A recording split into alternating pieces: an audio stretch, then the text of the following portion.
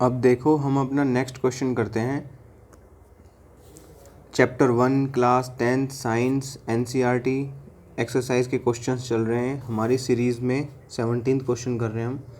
What does one mean by exothermic and endothermic reactions. देखो with example करेंगे हम। 3 marks के अकॉर्डिंग करेंगे, 2 मार्क्स के अकॉर्डिंग भी मैं बता दूंगा आपको।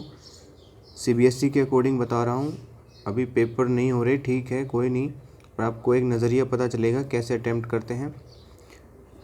एक्सोथर्मिक रिएक्शंस हम करना स्टार्ट करते हैं सबसे पहले। और इससे भी पहले मैं आपको ये बताना चाहता हूँ कि एक्सोथर्मिक और एंडोथर्मिक रिएक्शंस दोनों में ही ना एनर्जी की बात होती है। एनर्जी या तो रिएक्शन एब्जॉर्ब करेगी या रिएक्शन एनर्जी रिलीज़ करेगी। रिलीज़ करना मीन्स आउट होना, आउट होना मीन्स बाहर जाना, बाहर जाना मतलब एग्ज़िट होना ना। तो जहाँ एग्ज़िट जैसा कुछ सिमिलर सा आ रहा है एक्सो, तो ये हो गया एनर्जी का रिलीज़। सिंपल याद रहेगा ना ये ट्रिक, या ये इस तरह के ध्यान रखने से। सो इसमें हम लिखेंगे केमिकल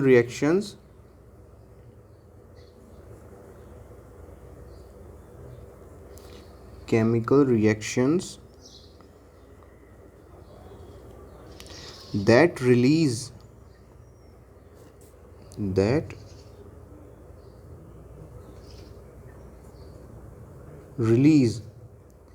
energy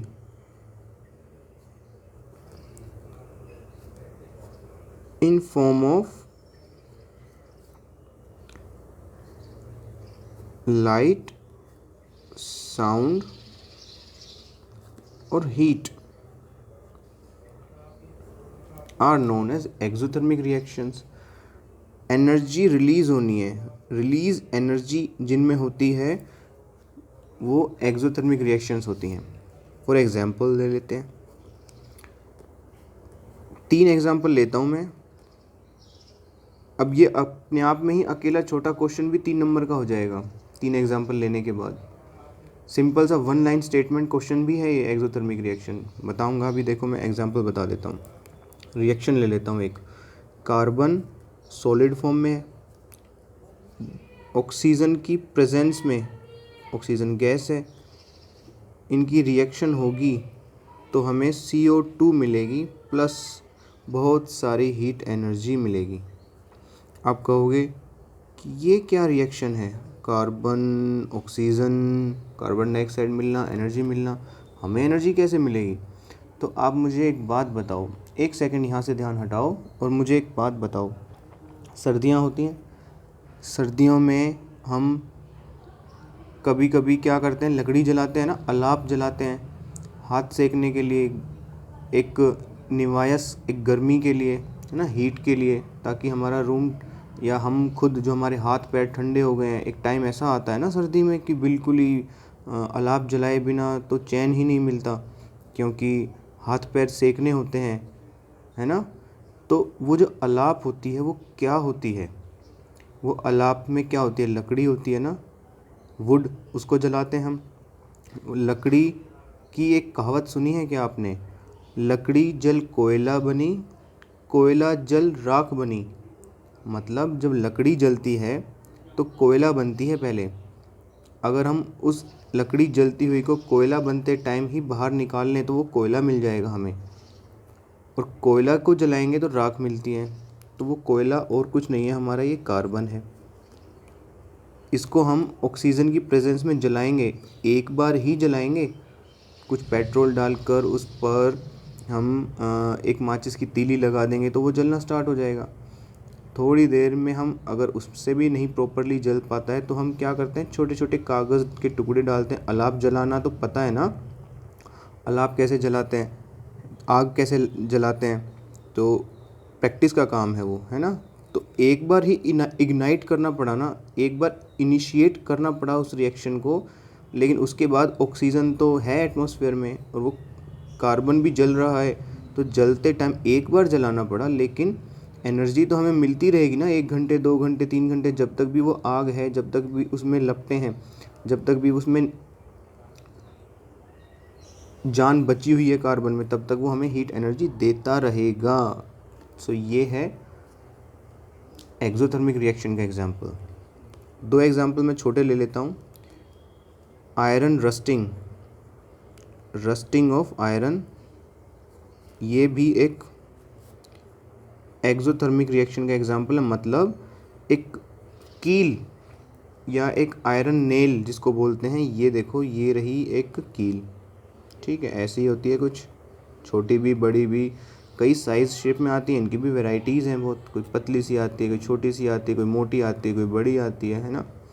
तो ये होती तो लोहे की है ना, इसको आप ज़मीन में डाल दो, कुछ टाइम के बाद में इस पर जंग लगता है, उसी को कहते हैं रस्टिंग ऑफ आयरन, है ना। तो इसमें हीट निकलती है इस रिएक्शन में, ये एक्सोथर्मिक रिएक्शन है। थर्ड है हमारा burning of candle. So simple, इससे सिंपल क्या होगा भाई, कैंडल जल रही है तो हमें लाइट की फॉर्म में एनर्जी दे रही है ना, बस तो एनर्जी मिलने से मतलब है हमें, बर्निंग ऑफ कैंडल। तो देखो अब जो ये इतना सा पार्ट है ना एक्सोथर्मिक रिएक्शन का, ये अपने आप में एक 3 नंबर का क्वेश्चन है। अगर 1 मार्क का क्वेश्चन होता तो सिंपल पूछता एक्सप्लेन एक्सोथर्मिक रिएक्शन, आप लिख देते chemical reactions that release energy in form of heat, light और साउंड। फिर आपसे पूछता 2 नंबर के में करो, एक एग्जांपल भी बताओ, तो आप लिख देते ऊपर वाली इक्वेशन। फिर कहता 3 नंबर में बताओ, तो 3 तो आपने एग्जांपल दे दिए, एक एक्सप्लेनेशन दे दी, तो ये 3 मार्क्स का क्वेश्चन हो गया, है ना। ऐसे ही अब इसमें हम फिर भी हम तो एक्स्ट्रा लेकर चल रहे हैं ना, कंसेप्ट क्लियर करना है हमें क्वेश्चन के बहाने से। अब हम एंडोथर्मिक की बात कर लेते हैं, एंडोथर्मिक रिएक्शन। एंडो का मतलब ही होता है अंदर, एंडो मीन्स अंदर, एक्सो मीन्स बाहर। सो एंडो मतलब जिसमें हीट एब्जॉर्ब करानी पड़ रही है, जिसमें हीट एब्जॉर्ब होती है, एंडो थर्मिक रिएक्शंस। ज़्यादा लंबा ना करेंगे हम इसको और ना ही टाइम लेंगे ज़्यादा, सिंपल लिख देंगे केमिकल रिएक्शंस। पता है एग्ज़ाम में जिसको बोलते हैं ना घपड़ चौथ करना, कीड़े मकोड़े लिख के आना, वो चीज़ नहीं होनी चाहिए। एग्ज़ाम में ऐसे क्लियर कट लिखना चाहिए, पॉइंट टू पॉइंट, उस एक एक शब्द का एक एक लाइन का मतलब निकलना चाहिए। एग्जामिनर को अच्छा लगता है, तुरंत फटाक से 3 नंबर मिलते हैं इस क्वेश्चन में, अगर एक्सोथर्मिक और विद एग्जाम्पल पूछा होता तो। एंडोथर्मिक रिएक्शंस करते हैं, chemical reactions that absorb energy,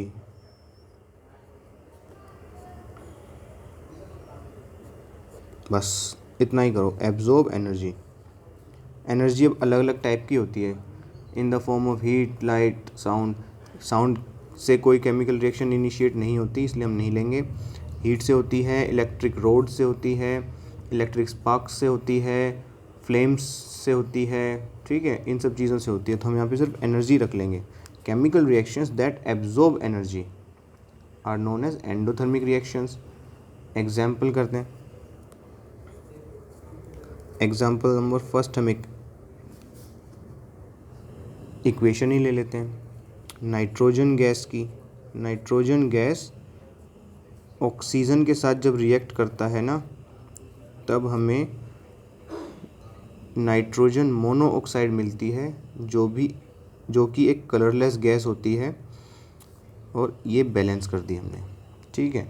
यहाँ पर हमें इलेक्ट्रिक स्पार्क से एनर्जी देनी पड़ती है बहुत सारी, तो हम यहाँ पे एनर्जी लिख देते हैं सिंपल। आप है ना एक हैबिट और डालो, आप जो एक एक इक्वेशन और एक एक केमिकल रिएक्शन जो आपके सामने आ रही है ना, ये इसको आप यूट्यूब पे जाओ और वहाँ पे सर्च करो, हर बार क्या डालना है, reaction of carbon with oxygen, reaction of nitrogen with oxygen, तो आपको एक्सपेरिमेंट मिल जाएगा इनका। एक एक 2-2 मिनट की वीडियो वाले एक्सपेरिमेंट ही चूज़ करना, लंबी लेंदी वीडियोस 5 मिनट 10 मिनट 15 मिनट वाली उठाना मत, टाइम वेस्ट होगा, देखोगे कुछ निकलेगा नहीं उसमें। रिएक्शन ये 2-2 4-4 मिनट की हैं, इससे ज़्यादा की नहीं है, 2-3 मिनट में रिएक्शंस हो जाती हैं, 1 मिनट के अंदर रिएक्शन हो जाएगी। सो आप एक एक्सपेरिमेंट इनका देख सको, करना तो अलग बात होती है, एटलीस्ट देखोगे तो आपका IQ बढ़ेगा कि हाँ इस तरह से होती है, हम पता नहीं क्या क्या सोचते थे। तो ये केमिकल रिएक्शन की विजुअलाइजेशन भी रखो, ठीक है। अच्छा, सेकंड एग्जांपल ले लेते हैं, इवेपोरेशन ऑफ वाटर।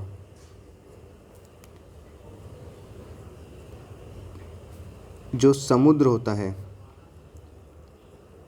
आपको पता है अब मानसून आने वाली है, आज है 25 जून, ठीक है, गर्मियों का दिन है ना, हीट है ना एटमॉस्फेयर में, एनवायरनमेंट में, तो उस हीट से ना समुद्र का पानी उड़ने लगता है, उड़ करके वो बादल बनाता है। बादल जैसे ही किसी ठंडी जगह पे पहुंचते हैं, ठंडी जगह कहाँ है, पहाड़ों में, तो बादल हमेशा पहाड़ों की तरफ भागते हैं, पहाड़ों की तरफ भागते हैं तभी तो मानसून आती है, क्योंकि यहाँ पे गर्मी है। तो गर्मी वाली जगह एक इसका मैकेनिज़्म अलग होता है वाटर का, ठीक है, क्लाउड फॉर्मेशन का। मैं इतना बता रहा हूँ आपको, हम यहाँ तक रुक जाते हैं कि समुद्र का पानी उड़ के क्लाउड्स बनाता है। तो समुद्र का पानी उड़ा ना, इवेपरेट हुआ, तो वो हीट लेके उड़ा। हीट लेके उड़ने का मतलब गर्मियों में ही उड़ेगा, सर्दियों में नहीं उड़ेगा, उड़ेगा भी तो इतना नहीं उड़ेगा। गर्मियों में उड़ता है मीन्स पानी उठता है, क्लाउड्स बनाता है, मीन्स गर्मी थी ना, हीट थी, हीट एब्जॉर्ब करी है इस प्रोसेस में। ये है बात मेन कहने की, कि हीट एब्जॉर्ब होती है वाटर के इवेपोरेशन में। आप पानी बिखेर दो अपने फर्श पे, मत उठाओ उसको, 2 गिलास पानी बिखेर दो, उड़ जाएगा वो कुछ टाइम में, आपके रूम की हीट ले जाएगा। अब लेकिन इतनी भी हीट नहीं ले जाएगा कि आपका रूम बिल्कुल चिल्ड कर दे, है ना, बहुत स्मॉल अमाउंट में हीट एब्जॉर्ब करेगा। इसका बड़े इम्पैक्टफुल तरीके से आप ये देखो कि गर्मियाँ आती हैं, जून की गर्मियाँ, तो उसमें समुद्र का पानी कितनी सारी हीट लेके उड़ता है, तब जा कर के कुछ टेम्परेचर डाउन होता है, फिर वो बरसता है जब, तब जा कर के मानसून आती है। मेल्टिंग आइस क्यूब्स ले लो, मेल्टिंग आइस क्यूब्स, भाई ये है हमारी एक बर्फ़, ठीक है, आइस क्यूब बोल दिया हमने। वाटर है, इसमें फ्लफ़ी वॉल्यूम है, आइस में फ्लफ़ी वॉल्यूम होता है। तो इसके पास, इसको रूम टेम्परेचर पर रख दो, हीट मिलेगी इसको, कुछ देर में पानी नहीं बन जाएगा। सिंपल, हीट एब्जॉर्ब कर ली ना, इसीलिए मेल्ट हो गई, हीट है यहाँ पे भी एब्जॉर्ब हुई है। I hope it is very much clear to you now.